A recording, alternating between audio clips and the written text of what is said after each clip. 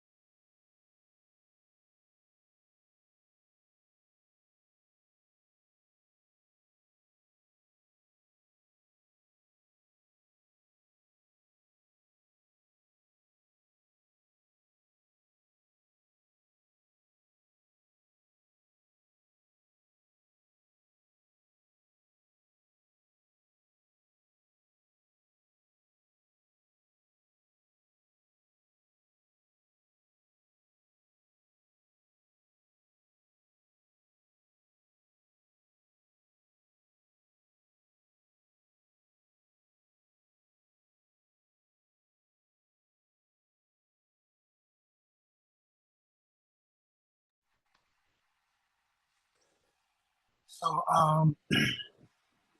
I hope you guys can hear me.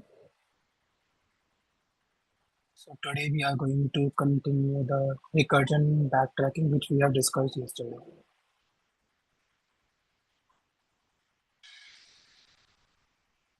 Okay. So, if you guys remember, yesterday we have discussed the um, Fibonacci series recursion tree, for example. So, if the Fibonacci series formula is something like this, n equivalent to with n minus 1 plus with n minus 2. So yesterday we have discussed like how the tree formula would look like. For example, something like this, that this Fn will call Fn minus 1 and Fn minus 2. This will again call Fn minus 2. This will call Fn minus 1.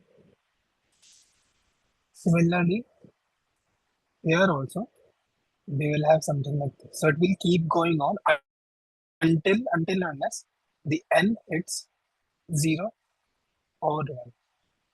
If n hits 0 or 1, we always return 1. Basically, we are not going to make any more recursive call at all. So we just return the 1. Let's try to see some more example for recursion. So you guys must have remembered the binary search. So binary search. Let's talk about how we can implement binary search in a recursive way. Yesterday also we also discussed like why we need the what is the use of the recursion. So if you guys remember, we discussed that two sum requires two loop, three sum requires three loop, four sum requires four loop, five sum requires five loop. But if we want all kind of sums within the same answer, then how we were going to do it? Their recursion would be more helpful for us. So wherever we need to try out all the possible combinations, कि यार ये भी try कर लेते हैं, ये भी try कर लेते हैं, ये भी try कर लेते हैं. That is where we will mostly see the recursion will definitely come into help. Recursion is mostly like a brute force solution. If you guys remember, we did the queen problem. We also discussed about the Sudoku one and all those things. So today, what we will try to do is we will try to implement multiple algorithms by using the recursion instead of iterative way. So there are two kind of approach. One is iterative,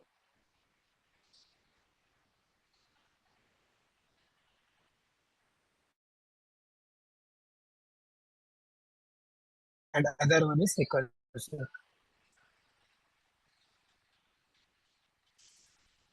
So in this one, so the iterative one you guys already remember. We did that in low equivalent to zero, mid equivalent to one, minus one, then while loop. So whenever you are using the loop, basically whenever we are using those loops, while, for loops within the same function, and we are not calling the function itself, that is but we call the iterative approach, where we are mostly using the iteration only. But then in the recursive approach, we will end up calling the function itself. That's like the recursion part. It may contain loops and all those things also, but if the function is calling itself, it is basically called the recursive approach. Now, let's see how we can write the binary search in the recursive approach. So if you guys remember the code, we were using the while loop, low, lesser than, mid, and all that thing. Sorry, high. So do you guys know how we can write that thing into the recursive approach? I mean, like, what thing will be changed if we try to write that approach in the recursive? If I write the iterative approach, it was something like this.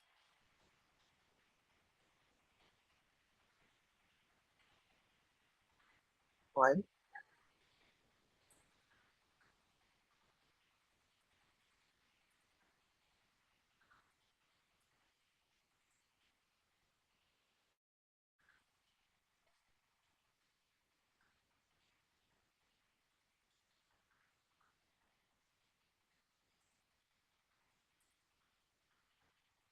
and we used to then check whether to go level to left or right, something like that.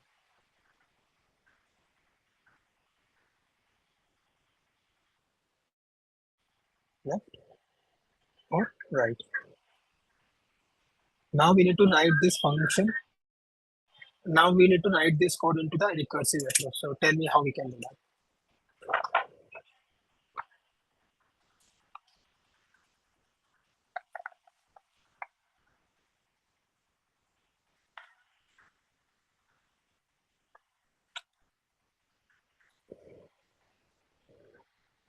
Anyone?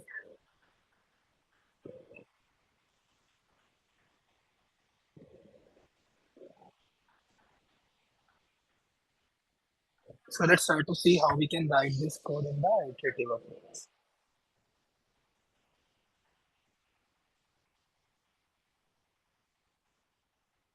Okay, so let's see that.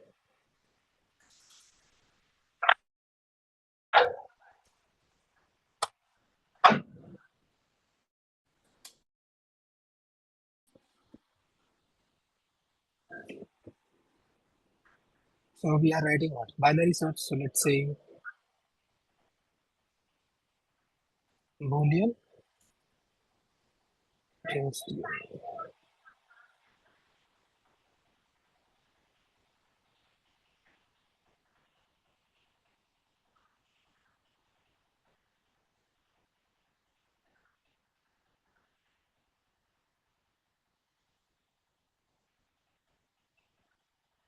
just give me a second.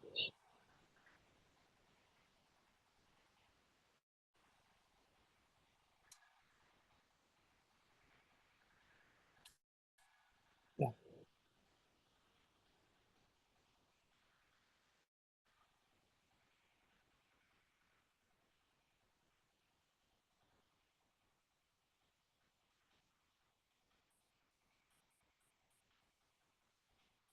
yeah. So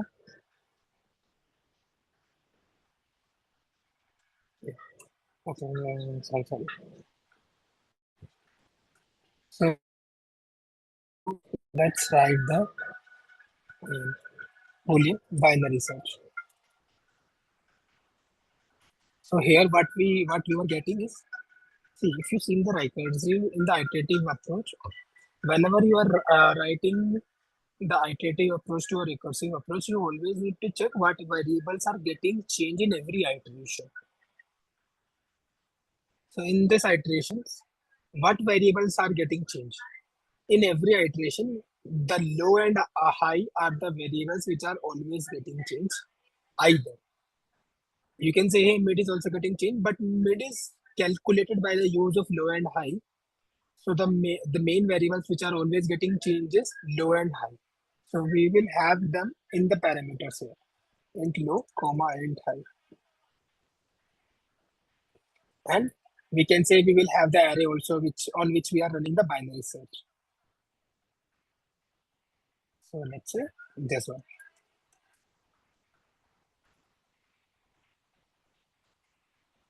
Now we are done with this. Let's see how we are going to write the code now. Okay.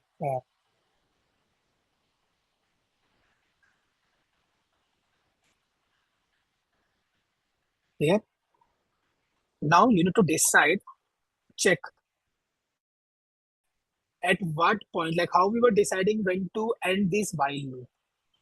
As you know, recursive approach keep getting calling itself again and again, again and again. Don't you think it will end up into the infinite loop? So what we should do here, what we are doing in the iterative approach is we are saying, hey, only do the iteration when the low is lesser than the high one. Not, I mean, if low is greater than high or equivalent to high, we are stopping it there. So we will do the same thing here. So we will check if low is greater than, sorry, if low is, we will check this one. If low is return false. If low is not greater than high, sorry, if low is not lesser than high, that means we are not able to find that value. Let me add one more thing here, which is the target which you are looking to find. Actually, I messed up. Okay, now we are done with this. Now, in iterative approach, if you see, we were doing two things. We were checking whether this mid is lesser than the given target or higher than the given target. Based on that, we were deciding the next iteration of the approach. So we will do the same thing here. We will check if first we'll calculate the mid.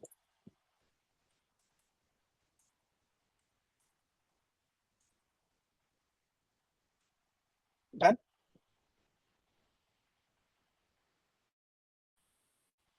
Now we will check if array mid is lesser than the target.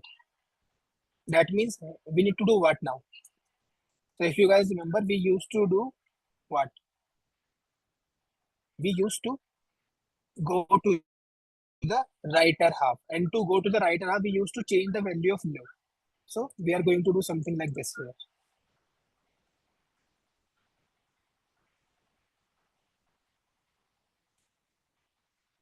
Sorry, just one second. Binary search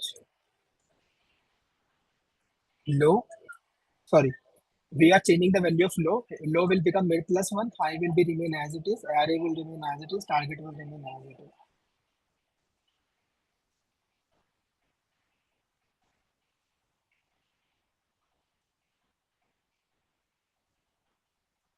So this is what we are doing here. Now,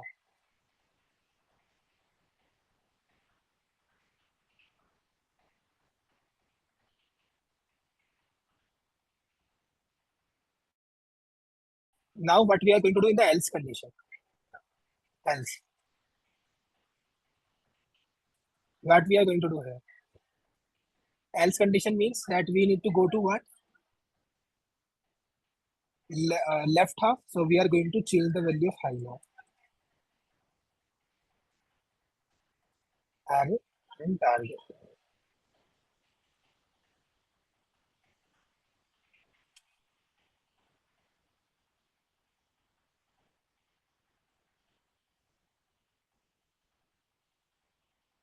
Okay. See, now tell me if you guys are able to understand or not, like how we converted the iterative approach to the recursive approach. So clearly we have not done much here. We just took the iterative approach line by line and we converted it to a recursive approach. We missed one of the things is which is this one basically. We missed the part that we need to also check now whether the element is equivalent to the target or not. So we just let me add that part also. If array mid,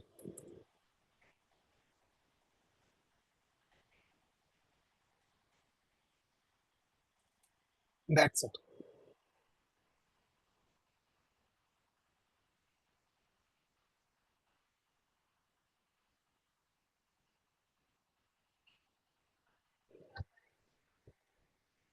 Is it clear to everyone now? Like what we are doing here?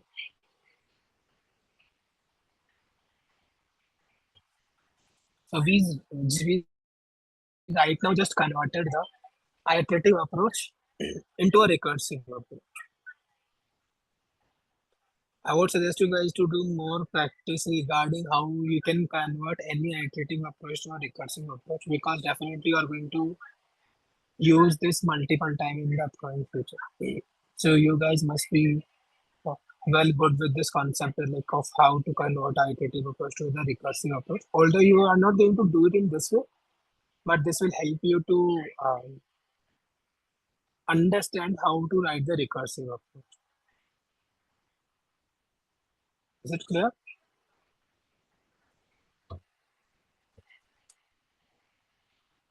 Okay.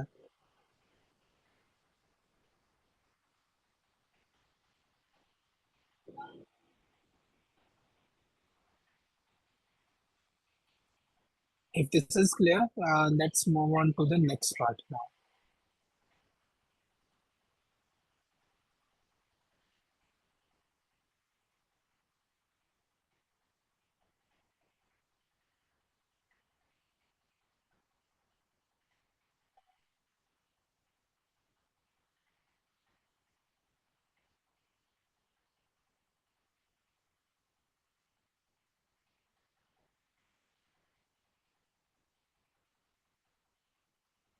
Okay, now let's say we will try to do something else now. Let me open the code pad and we will try to convert some more iterative approach to the recursive approach. I think let's have the code editor now. This is becoming problematic. So let me open the code from console.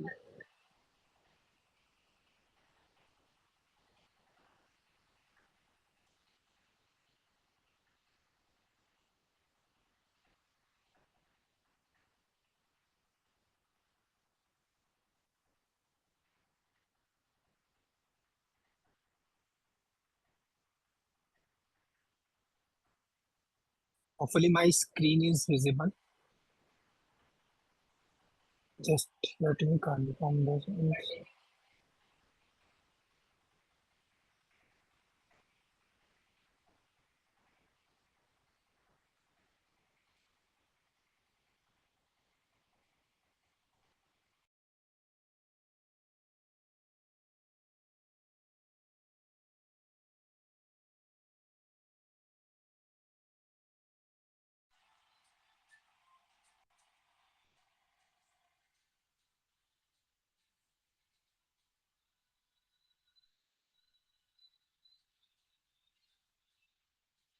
Okay, now let's start doing the. So I will start writing some code which is going to be iterative approach, and then we will see how we can convert them to the recursive approach. Let's talk about the palindrome first. So you guys must know. I'm not sure whether you know or not, but what is palindrome? Palindrome is a kind of a string which, if we read from the reverse, and if we read it from the like as it is, it looks same. For example, we can say T I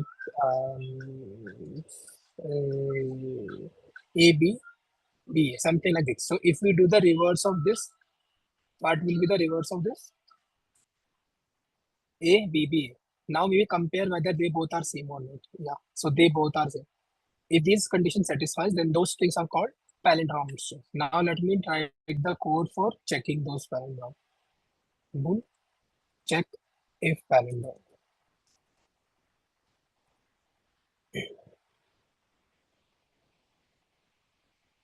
So we are given a string which is S, and we need to return whether the given string is a palindrome or not. So the easiest, let's do it other way. So what we can do is, um, yeah.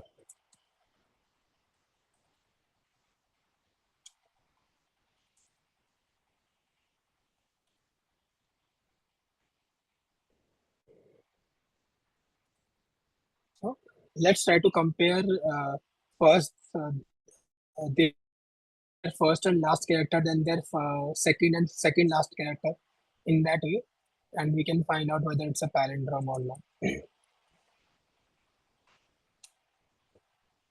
If array, sorry, not array, if array I, also let's just do one more thing, if array is equals to,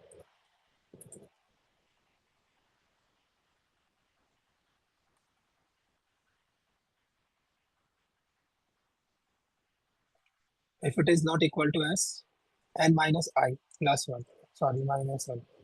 Let's say n is 5, I will be 0. Since the indexing start from 0, that's why we are subtracting the extra 1. That's it. If they are not equal, then return false.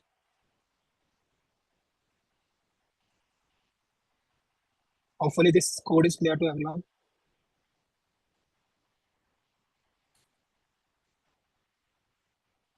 Okay, this is how we can write the code for finding out whether a given string is a palindrome or not. Now, how to write same code in palindrome? Sorry, in recursive approach.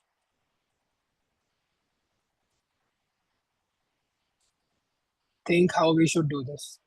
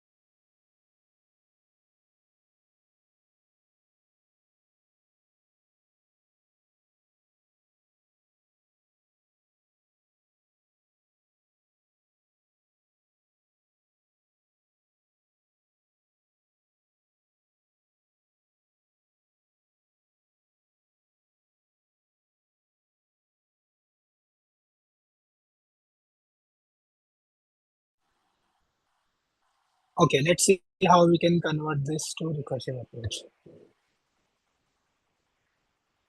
Okay, so let's say boom, check, right, and then draw. Now, as I told you last time in binary search, what variable is getting changed in this entire function again and again? The only function, the only thing which is getting changed in this function again and again, it's what? I. Because with using I, we are comparing the two characters again and again. So I will go here. And other thing that is the input basically on which we are operating, which is string. Now, as we have discussed last time also, that hey, it was in recursion, we can keep calling the same function again and again. Went into the infinite thing. So we need some breaking conditions. We need what? We need some breaking conditions which can help us to know that hey, now we have reached the bottom and we can return this. We don't need to um, call the recursive function anymore. And what is the condition in this iterative loop based on which we are saying that we need to stop? I mean, what is that condition which is stopping this for loop to just keep in infinite mode? It is this condition. What? That I should be lesser than n minus 2. So we are going to write the same thing. If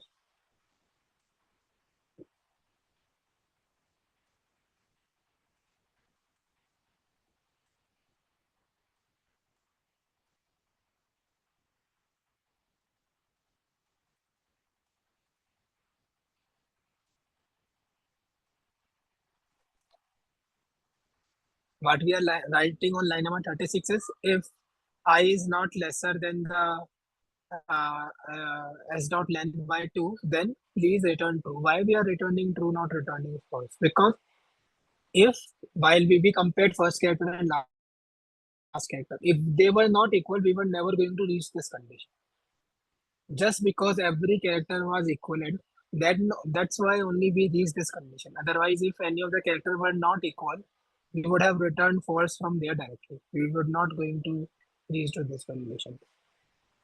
The next thing. Now, what is happening in this for loop? We are comparing whether the first character is equivalent to the last character or not. So we are going to do the same thing here also.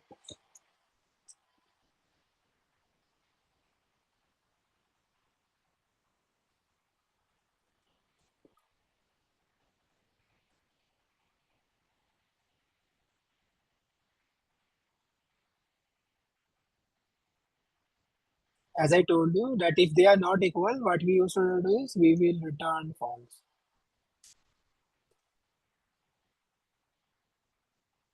Now, just let me just invent it properly. What should be the next step? After we check in every iteration, whenever we compare in the character and if everything is going fine, because you will hit the line number 41 only when everything has gone fine. Basically, character is equivalent. They are not equivalent. If they were not equivalent, then you would have returned false. So we were never going to reach line number 41. So what is happening in the iterative approach in line number 25? What is happening is the value of I is getting changed and we are repeating the process. Then we are again repeating the same process with different values. So we are going to do the same thing here also. Like check if palindrome,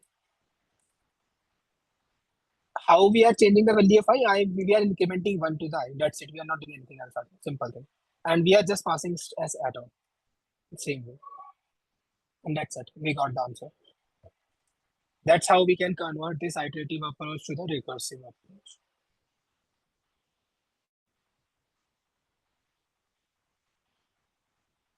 Does this make sense?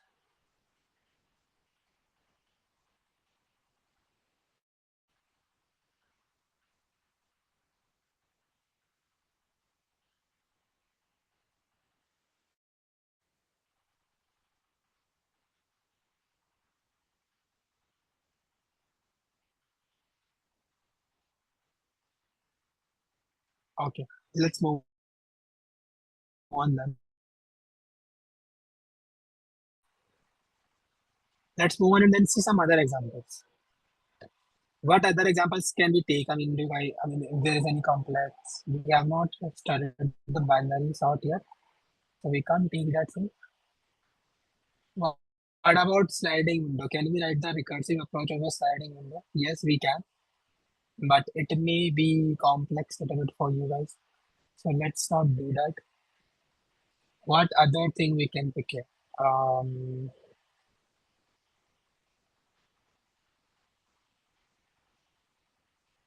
let's take one more easier example, which is printing the numbers from 1 to 10. Okay, although it's very simple, but just for those people who have not still got it, let's do some easy question one more time.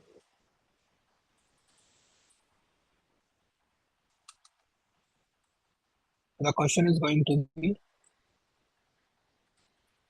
print on print numbers from 1 to 100 using recursive approach. Okay. Now, how we can do this by using the iterative approach? It's going to be simple. Let's do that first. So we are given the value of n. Sorry, it's not 100, it's n.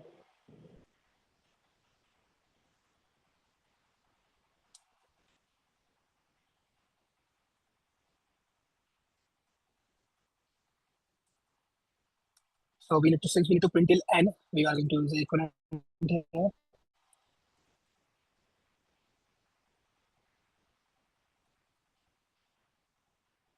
Done. Now what we are going to do is, this is what we call the I.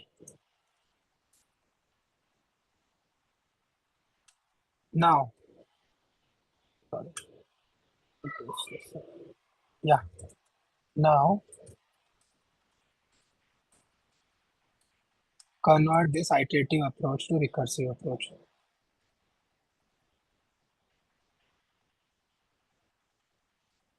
So how can we convert this iterative approach to a recursive approach? It should be very simple. So let's apply the same formula.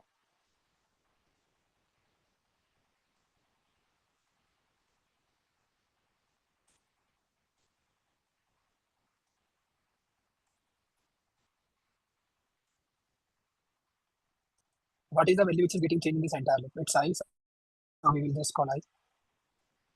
Okay. And what are the inputs which are provided by the function for the question? It is n. So we need that also. At what is the condition which is making sure that you are not getting into with the infinite loop? This four condition, line number 50, the central condition that I should be lesser than or equivalent to n. So if I is going beyond n, that means we are done. We don't need to do any more recursion calls. If it is not, then what we are doing is this. Now, once we have printed the value, now what should be a next step? What is happening in line number 50, 51, 52 once the cow out is executed? We are changing the value of I and then we are again repeating the same method. So, so we are going to do something in this.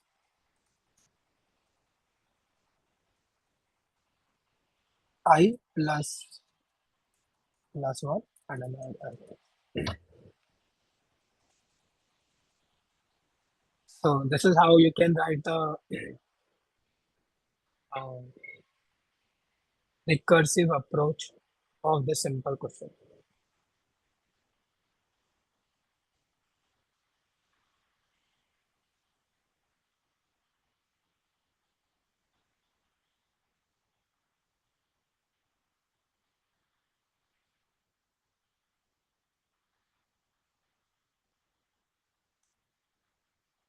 Okay. So hopefully now at least the basics of the recursion should be clear to everyone, like what we are doing, how to convert iterative approach to recursive approach. So guys, please try to do it from your side also to convert the iterative approach which you have written till now to the recursive approach. And in the future, we are going to study breadth first search, not breadth first search, DFS and some other algorithms where the recursion and backtracking is heavily and heavily used. So, and almost all the brute force solution also uses the recursion and backtracking. So you should be really good with the search.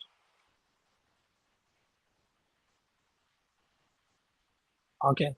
One more thing is that if you have two kind of solution, one is iterative and other one is recursive.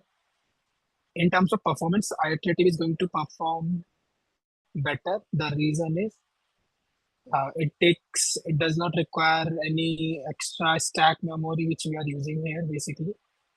And there are some other limitations with recursion which we are going to study later on. Let's not go with that now.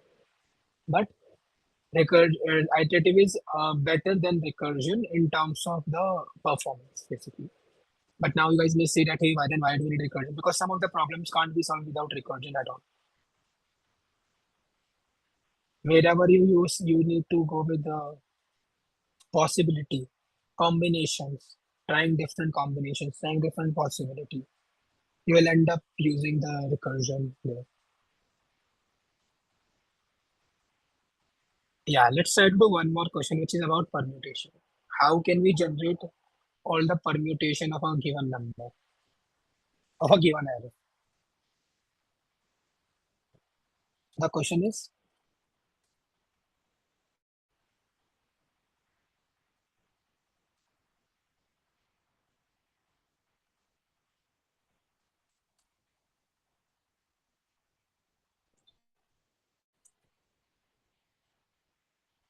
so line number 68, we are given an array, which is 1, 2, and 3.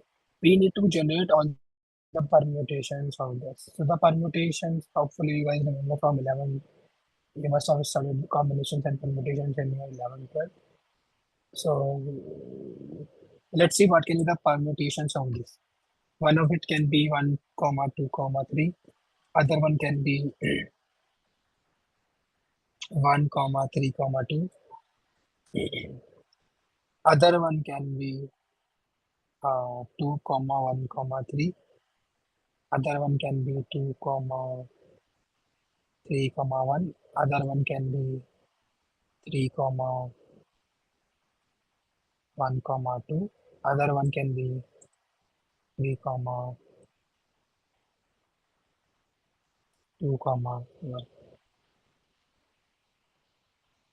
Are we missing any more permutations?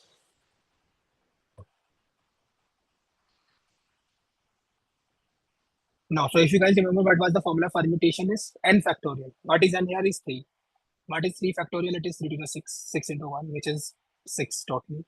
So we can see 70, 71, 72, 73, 74, 77. On these 9 numbers, we have 6 permutations. Now we need to generate these permutations by using the code. So how can we do that?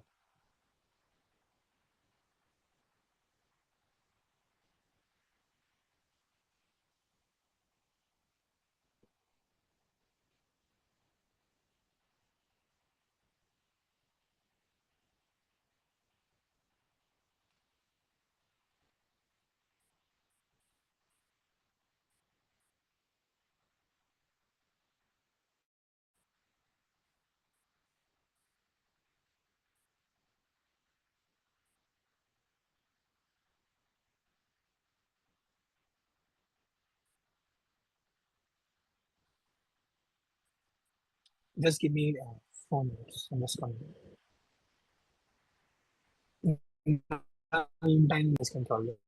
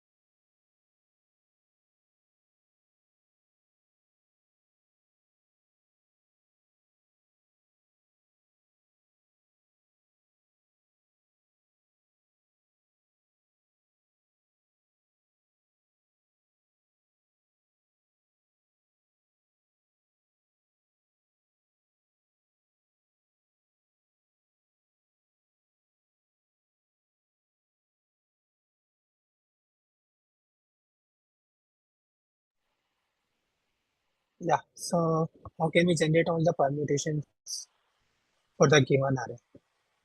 Also, can we generate it by using the iterative approach? Yes, we can.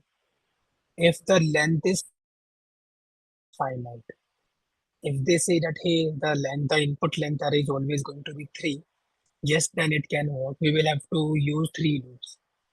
Again, the same thing which we have discussed before also. But if the value of input is not given, I mean, let's say they said the array of the array size is 100. That means we will require 100 nested loops to create that permutation by using the iterative approach, by using those 100 nested loops. But if we do it with recursion, we can do it with a much simpler way. So now let's see like how we can solve this problem. If we think about very brute force approach, what we are doing here is at every place we are trying to place every digit. So if you see the first at place, we first try to put one, then we put two, then we put three. And by once we put those values for the next iterations, we repeated the same thing. Like we try to create the combinations, multiple combinations with those places again and again. So don't you guys think we can use set here? Whatever value we have used, we will always we will always check whether that value has been used or not in the set or not. If it is not used, we are going to add it. Otherwise, we are going to drop it. This is how basically uh, we can solve this problem.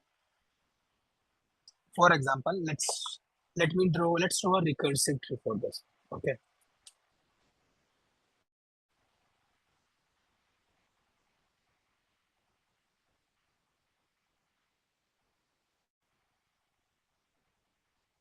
Yeah, let's draw a recursive tree for this. Let me just copy this once there.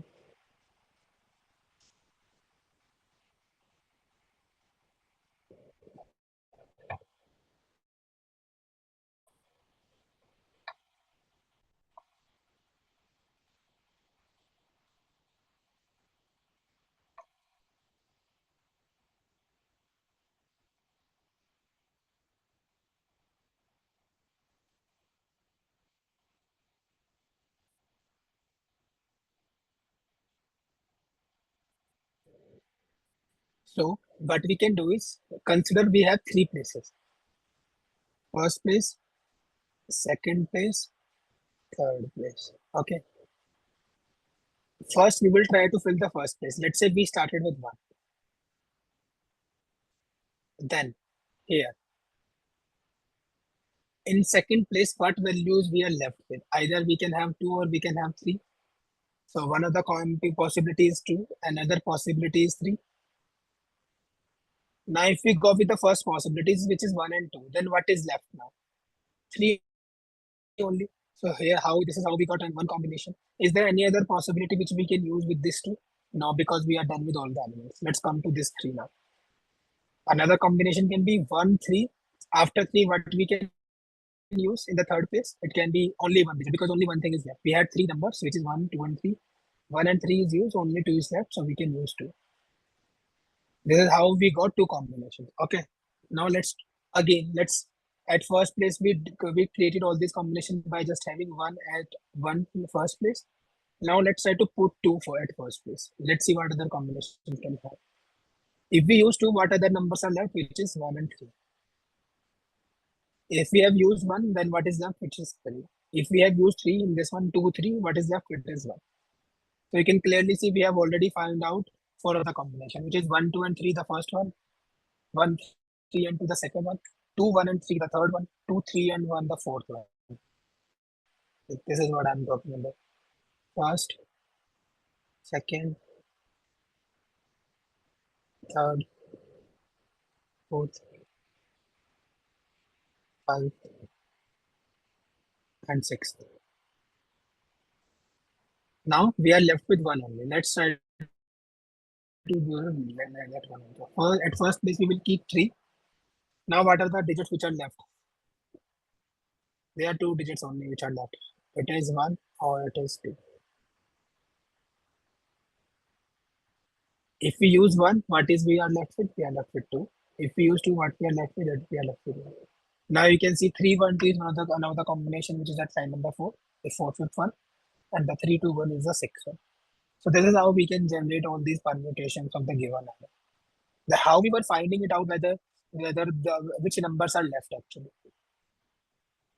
Either you find out which numbers are left or you find out which numbers are used. So what we will do is for brute force approach, for now we will say, hey, we will use a set where we are going to store all those numbers which we have used till now in that particular loop, in that particular iteration on, sorry, the recursive call. And that's how we know that we are not doing the repetition of any one number.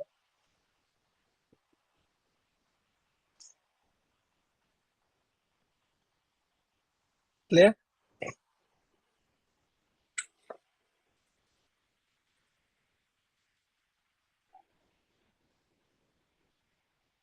Now let's try to code this thing.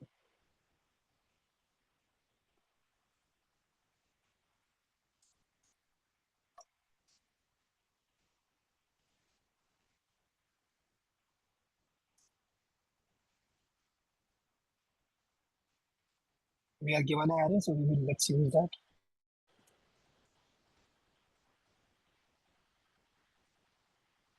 We will have I here, although I also not required, but we will need set for sure. Set use variables, use numbers here, and other one is going to be the temp. The temp array is holding the numbers, holding the current permutation which we have created. Okay. Now, what should be the ending condition? How we will get to know that we are done?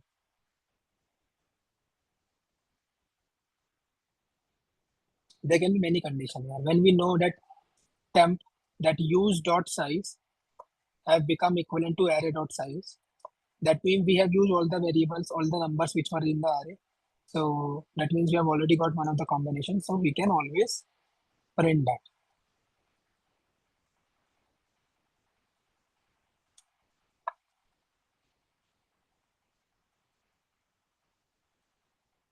Print temp array.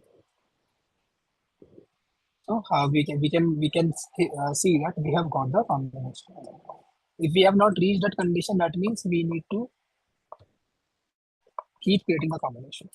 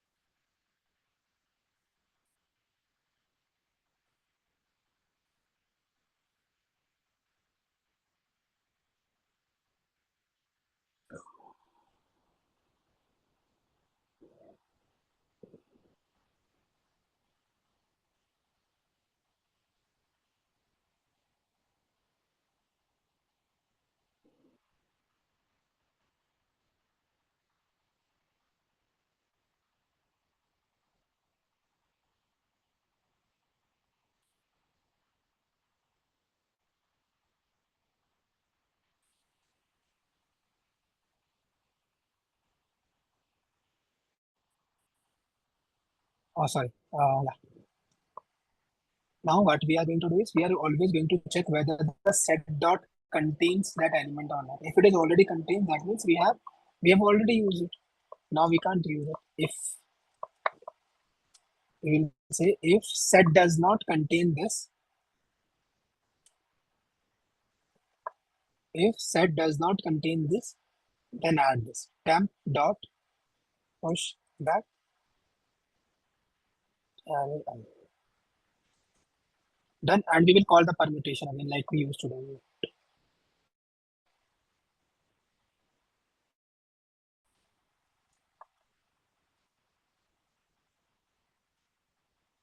Now I'm going to do one more thing which you guys may not be able to understand straightforward.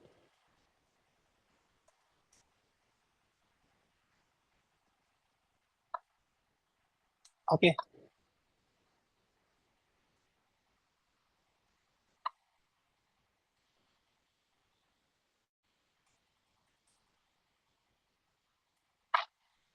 so why I am pushing the value first and then removing it from the array also and from the set also.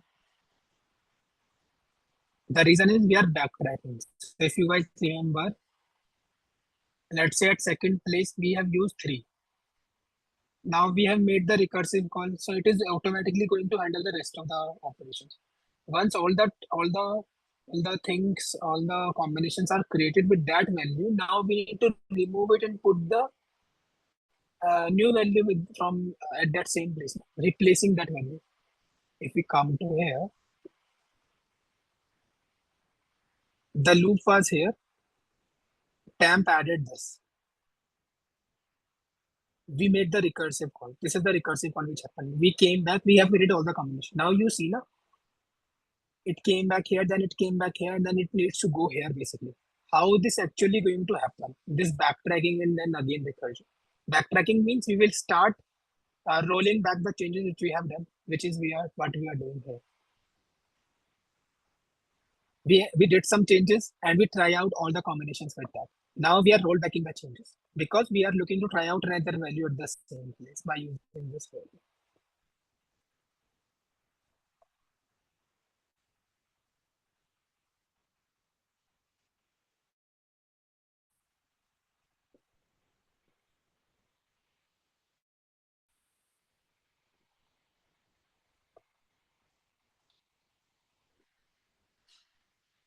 So this is how this permutation, generating the permutation is working. So let me know if you guys have any doubt here, then we can discuss about it. Similarly, you will see multiple questions related to this, like uh, generating the subset. Another combinations for the same thing is generating the subsets,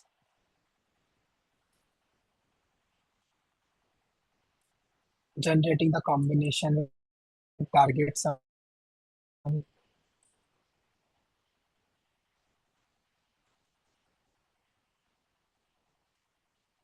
So all these questions are done with the same approach, which is this recursive approach, which we just discussed.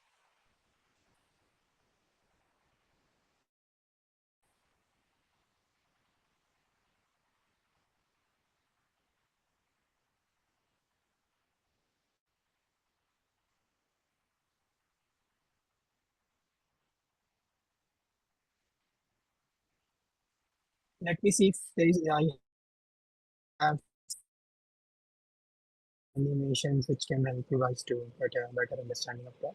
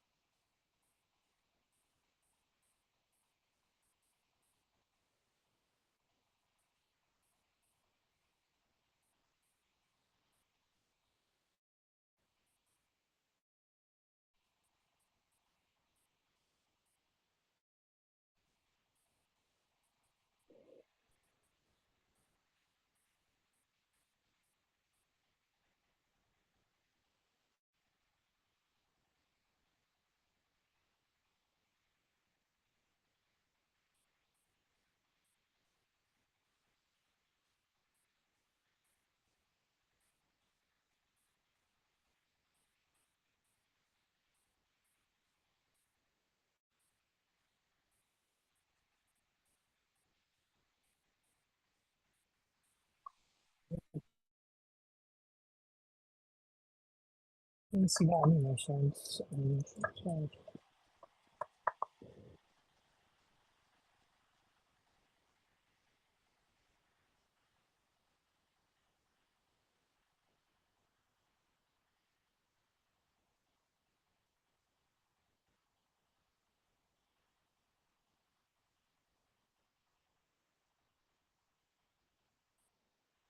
I remember there were some animations. I don't have it handy, but for next time I'll try to have it handy so that you guys can understand it better.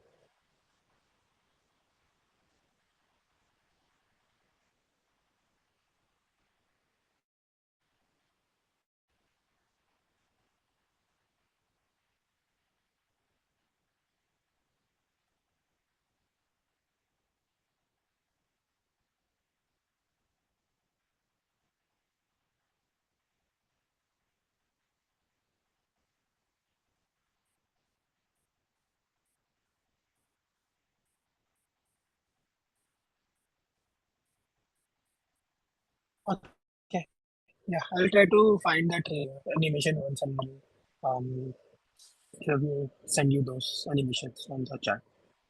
We'll take 5 minutes break and then we'll start. I think now we are mostly done with the recursion. I will check if we need any more specific.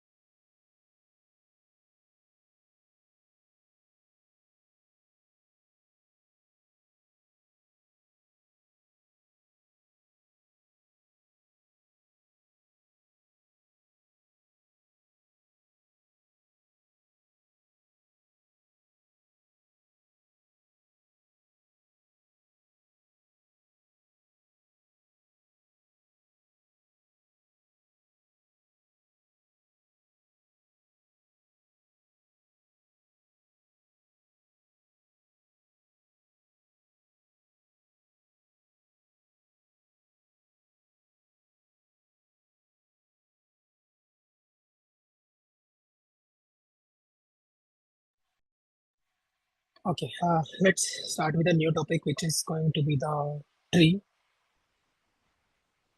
We are going to understand like what is tree today.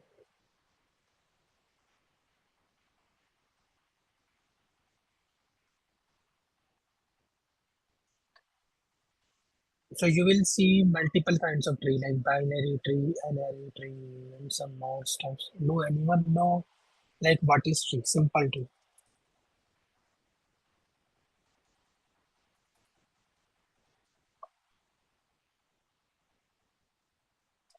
So you can say like a tree is a kind of a data type that represents a hierarchical tree structure. For example, your folders. When you open a folder, it represents multiple files, and then it represents a folder also. For example, let's say there is a folder called movies. Let me just add the pen tab.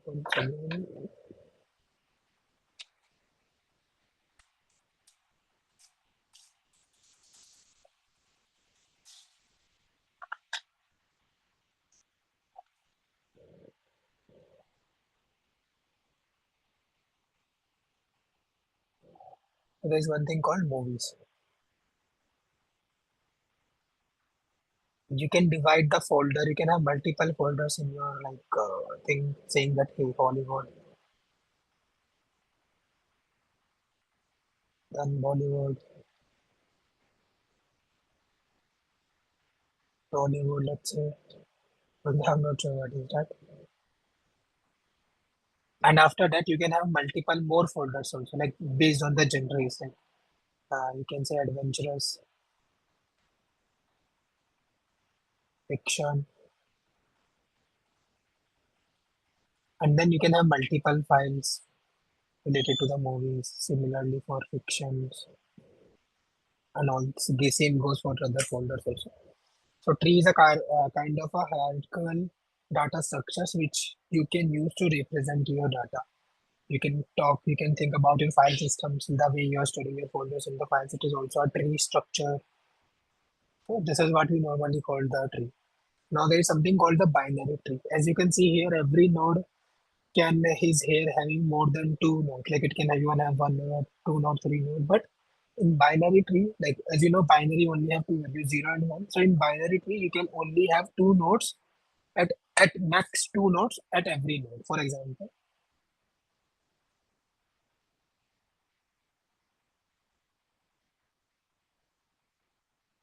sorry, okay, yeah. So let's say what is binary tree.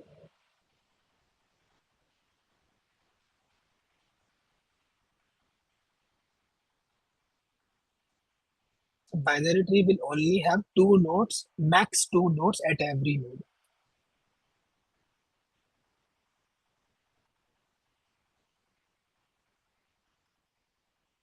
So as you can see, every node have either zero children or one children or two children, but no node have more than two children. So this is what we call the binary tree. The binary tree is a kind of a tree where a node cannot have more than two children.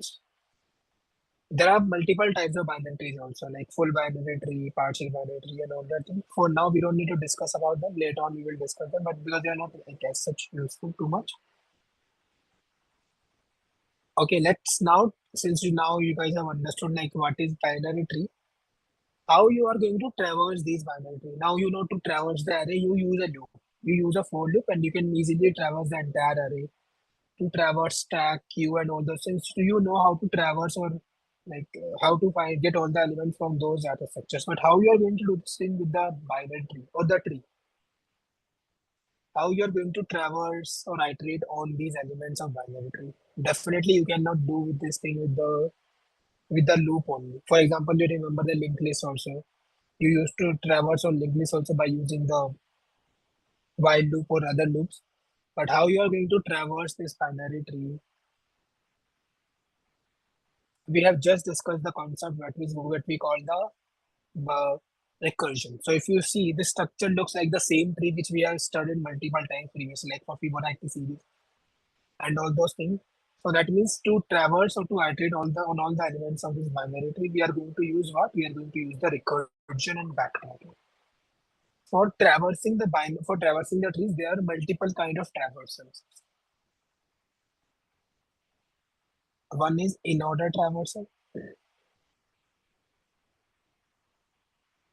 other one is pre-order, and next one is post-order.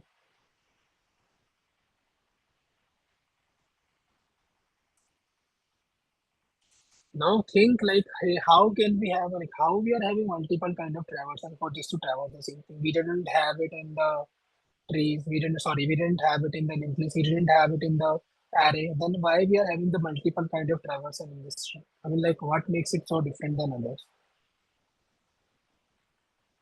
The reason it at every node you have two directions to go, or more than two directions if it is a simple tree. In binary tree, you can see at every node you have to decide whether to go to left or whether to go to right. But this is the reason why we are having this multiple traversing. Either you can go to left or either you can go to right. That's why you are having multiple traversing. Like in array, you only can go next element. You can only go next element. That's why it was only always simple. Similarly for linked list, similarly for other data structure. But here, at every node, you have to decide, hey, do I want to go to first left or do I want to go to first right and then come to left again? So that's why it's clearly different from the other data structure, and that's why you can see clearly it has three kind of traversal. When we say traversal, it means how we are going to get all the values of this tree, how we are going to access all the values of this tree. The way we had the class, we have the structure for the linked list. Similarly, we have the same thing for the tree also. Okay, we are going to discuss all those things um, in the next session. But today I will keep it like about the theory and the concept. Like what is this in-order traversal, what is this post or pre-order traversal, and what is this post-order traversal.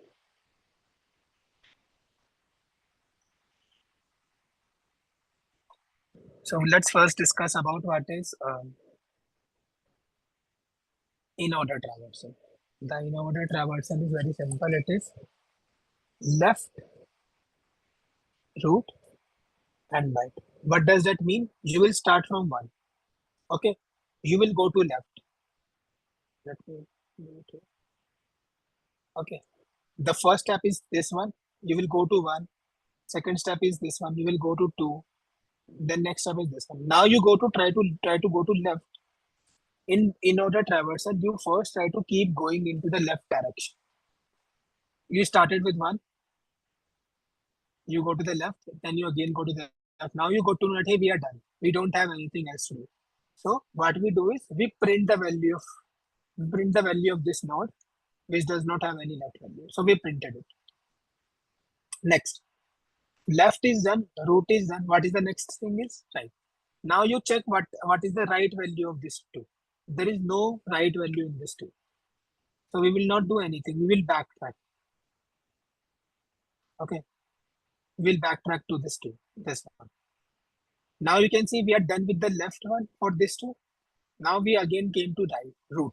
So we will again print the value of this one. Now we will go to the next step, which is checking right. Check if it has any right value. No, it does not have any right value. Then again we will backtrack to one.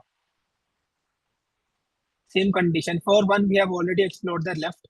Now we will explore the right. So we will print the one. Now we are going to check the right value of this one. Yes, we have the right value, which is 4. Now this 4 node is completely new. So first we will check the left of this 4 node, which is this what? 1. Again, 1 is completely new. Now we'll again check the left value of this one, which is 4. This value is also new. Now we will again check the left value of this 4. Do it has any left value? No, it does not have any left value. What is the next operation after left value? It is 4. Print the 4. Does 4 have any right value? No, it does not. So we will backtrack. If you remember, we have already traversed the left for one, this one. Now we will use the right root. That means we will print the value. Now we'll check whether this one have any right or not.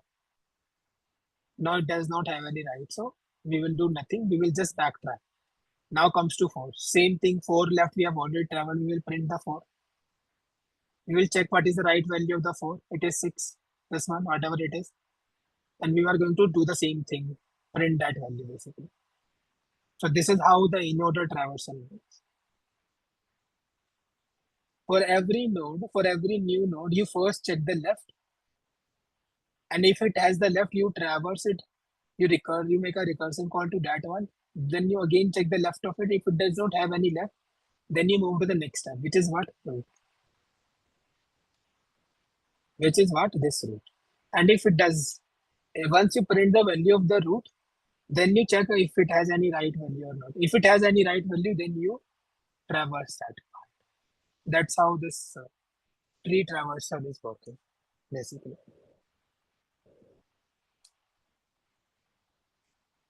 Let me know, guys, if you have any questions on this.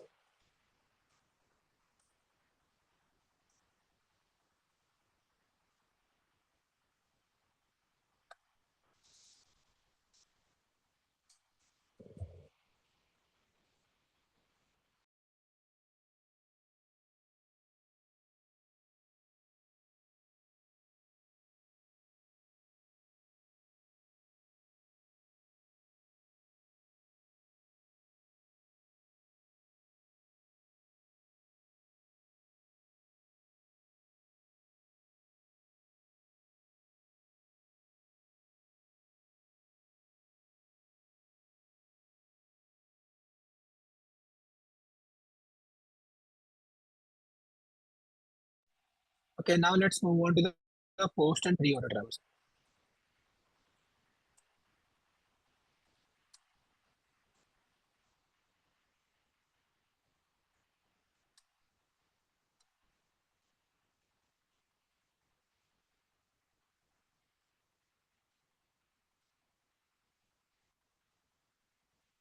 Okay, I've got a website. Let's try that out. Basically, it can show the animation on the different traversals. Hopefully, it works. And yes. Okay, let's try to put the value here so that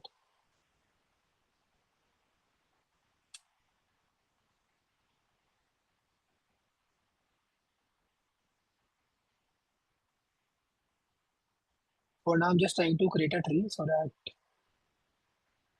basically you don't need to do much.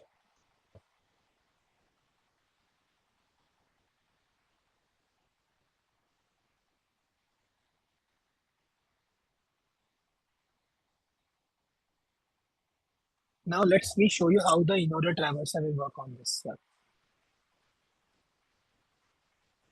So, in-order traversal is this, if you see. -10, -5, 0, 1, 2, and 3. Simple thing. You first check 1, then check 0, then check -10. You saw that -10 does not have any left, you printed -10. Then you move to the right of it, which is -5. Then you check -5 has any left or not. If it does not have any negative, sorry, if it does not have any left, then you printed it. Then you check the right. There was no right, so you back. You again backtrack and then you reach to 0. You have already traversed the left of the 0. Now you print the value of the 0 and then you try to check the right. Since there is no right, you again backtrack. You go to 1. You have already traversed the left of the 1. So now you will print the root and then you will again move on to the right and traverse the right. So this is how it is working. Now you can clearly see the right one is 2, 3, 11. So this is how the in-order traversal of this one is happening. Let's check what is the post pre-order traversal. So pre-order traversal is root, left and right.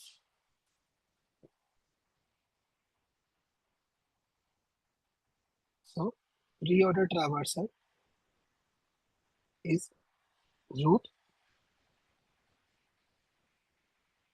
left,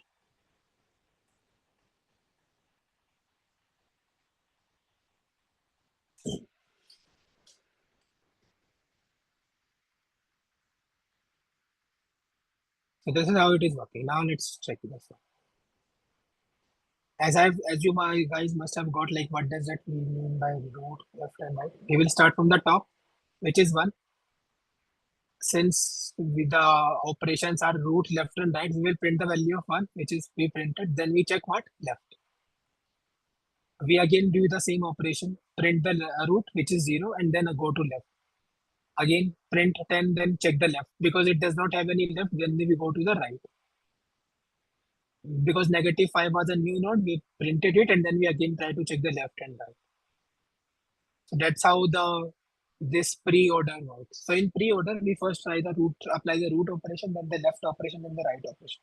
These are the 3 operations which you will have to apply on every node. and the sequence matters here.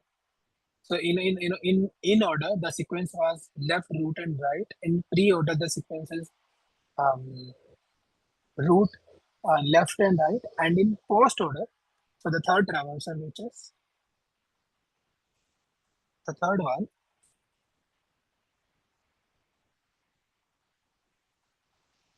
post-order, left,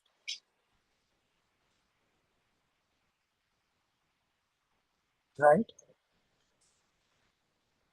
and root.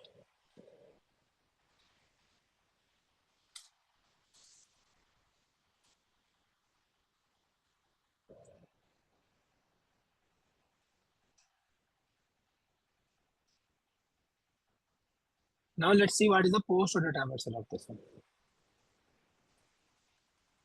As you can see, what is the post-order traversal? Negative 5.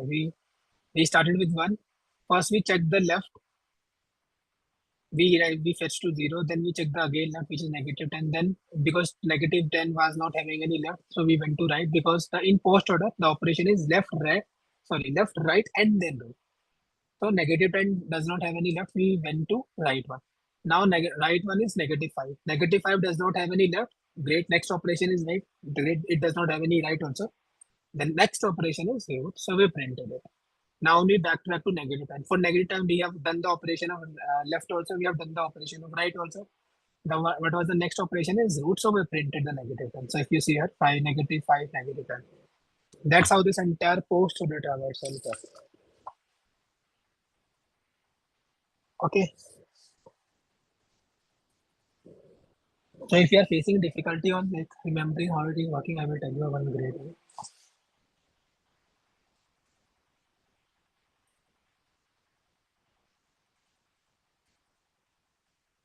Let's say you are traversing post order, which is what? Post order, left, right, and root. So always denoted by this. For example, you started with this. For right now, you are traversing what? Left. This one also left. This one also left. Now you check the left, you check the right. What was the next operation? It is right. Once you backtrack, now you know, hey, you have already applied the left operation. We need to apply the right operation. So apply it. Left was nothing. Now right is also done. So apply the root operation. If you feel difficulty in traversing it, so now this is how you can like mark every number with the operation which you have already applied. In code, it will not look that way, but just for understanding and visually have a visual picture of this like how it is actually working, you can use this one. This is.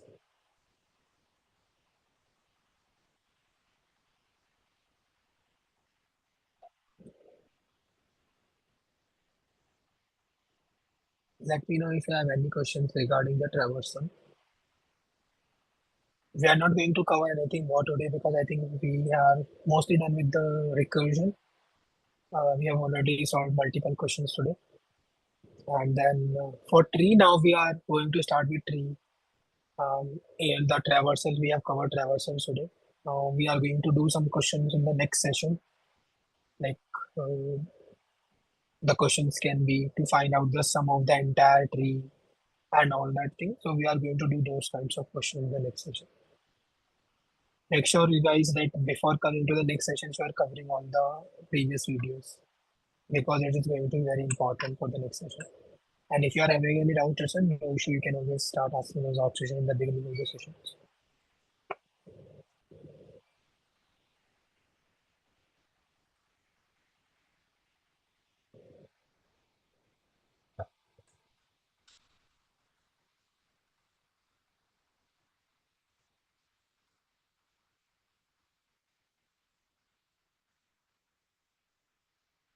So in the upcoming sessions, we are going to do some questions on the tree, basic questions like sum of the tree, height of the tree, breadth of the tree, diameter of the tree, and we are also going to cover the BFS and DFS. Okay, and I think yeah, in the next two sessions we will be only able to cover those things, but I think we would be mostly done with the trees in next three sessions. By the next three sessions, we would be wrapping up everything related to the tree before moving on to graph and DP. We will do some more questions just for practicing because DP and graph is not little bit that straightforward. It will require multiple questions to have practicing those multiple questions from multiple topics. Then only you will be able to understand those like kind of higher level topics.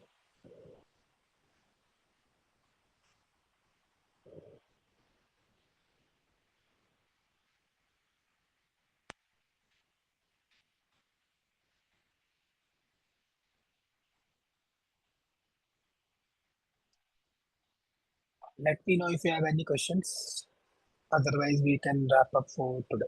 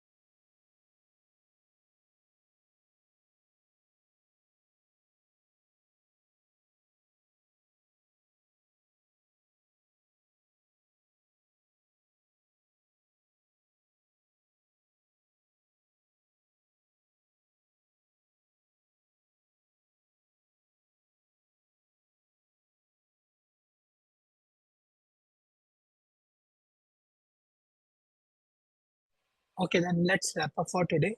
Make sure you guys like you have gone through previous recordings and we will start doing some three question next time. Then BFOs, DFOs, and yeah. I think we are on correct path. Everything is on track for now, at least according to me.